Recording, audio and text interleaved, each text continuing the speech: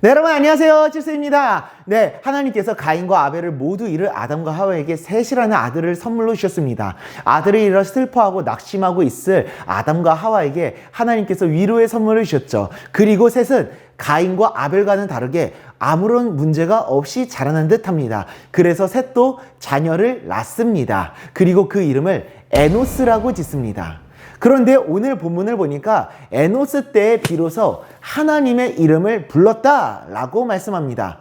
에노스 때에 하나님의 이름을 불렀다라는 말은, 여기서 불렀다라는 말이 찬양하다, 도움을 청하다라는 뜻으로 하나님을 섬겼다라는 뜻을 가지고 있습니다.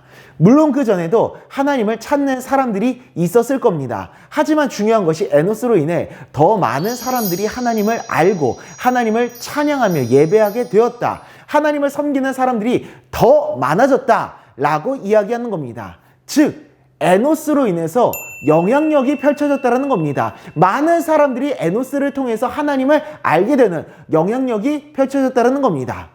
에노스의 하나님을 향한 믿음과 신앙이 다른 사람들에게 영향을 미치고 그 사람들이 하나님을 섬기게 된 것이죠. 아마 이 신앙은 가정에서 배운 신앙일 겁니다. 그의 부모였던 셋이 하나님을 잘 섬겼다 보니 그의 자녀였던 에노스가 영향을 받아서 그도 하나님을 잘 섬기고 그 영향력이 수많은 사람들에게 미치게 된 것이죠.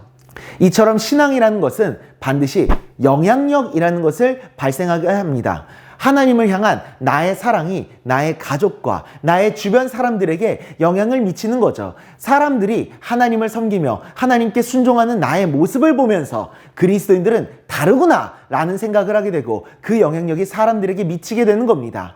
말씀을 드렸던 것처럼 기본적으로 인간은 죄의 본성을 가지고 있고 자신의 뜻을 이루기 위해서 아주 많은 악을 행합니다. 하지만 그리스도인들은 그 반대의 길을 걸어가는 사람이라 말씀드렸죠.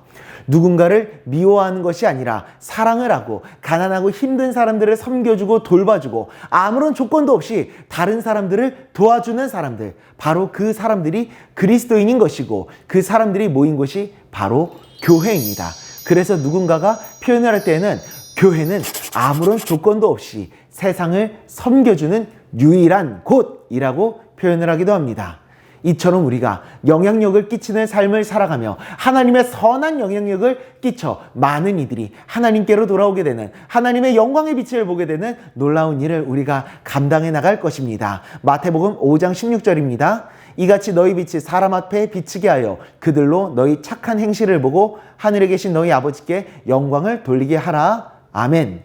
우리 모두가 하나님을 사랑하며 나의 욕구가 아닌 하나님을 바라보며 순종하며 하나님을 진심으로 예배하는 진정한 그리스도인들의 삶을 살아가 이 세상에 빛과 소금의 역할을 온전하게 감당하며 나아가는 우리 모두가 될 수 있기를 간절히 소망합니다. 기도하겠습니다.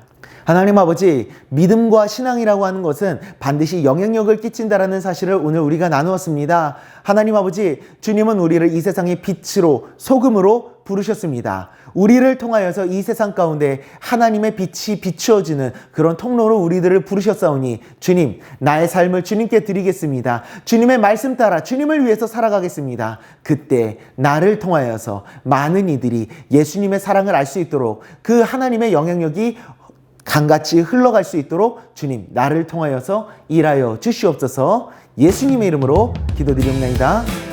아멘.